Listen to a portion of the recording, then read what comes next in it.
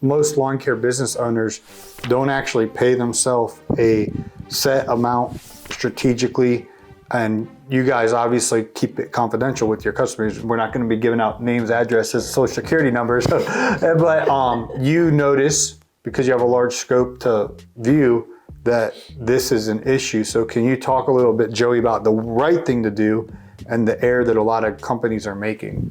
Yeah, it's tough because everybody has a different starting point. When we take them on, we do profit first, and I think you've talked about that a little bit. So that's setting yourself up to where you can take half of your revenue. That's essentially profit first, at least early on. So we try and push for that with a lot of our clients. It is rather difficult.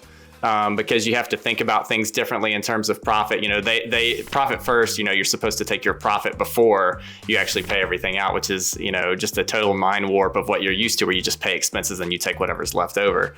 So, and it's important also, if you can get to that step where you are taking 50% of your revenue, at least as a small business, it's impossible, as you scale. But it's important to know, what your true profit is after you pay yourself for all of your, your labor costs and everything. And a lot of guys don't think about this, but you're paying yourself for obviously the labor portion of things, but you're also paying yourself for all the back office admin stuff too. So you're doing, billable field hours and non-billable, in the office and everything. So we try and take account for those sorts of things, because as you move out of the business, you're going to have to replace yourself. So trying to calculate what's a reasonable salary, it's not as easy as it sounds, So yeah, anyway, after you do all that, we can actually come to your true profit, and your true profit's what's going to keep you in business. If you're not truly profitable, number one, you don't have the money to scale, and number two, you're not going to be in business for very long, because you need to have a buffer in your business in order to negate all of the risks that you're taking in business, because there's going to be good times, there's going to be bad times,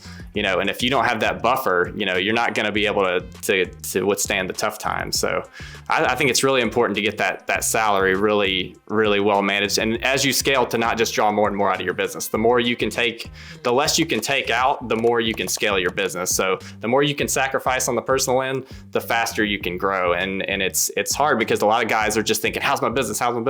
But it's like, man, it's so tied to your personal life. You don't even know, especially those first 3 years. It's very, very, very important not to take too much out early on.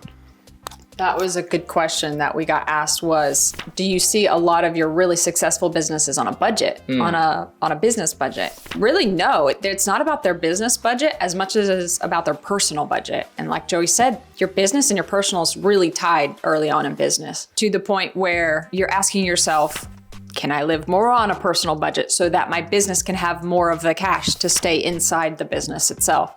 And so we just thought that was just an intriguing answer that we kind of we didn't come up with on the spot. What it was revealed to us after needing to articulate an answer of, it's not really so much about the profit first, although it's a wonderful system. Joey and I use it in business, about cash flow management. But oftentimes it does come with the business owners who have a personal budget.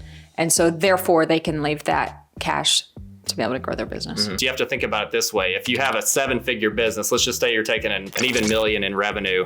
If you're drawing a $50,000 salary, that's literally 5%. Now, if you're a $100,000 business and you're taking $50,000, that's 50%. And a business is technically something that can operate as its own entity. So if you remove yourself, what is that business? So early on, a lot of guys don't realize you don't really have a business, you have a job, and as you scale, you're actually having a business at that point where it can run without you. You're creating all the systems and processes to where it can just be a self-sustaining entity. So I think that's important to get through your mind in the first couple of years.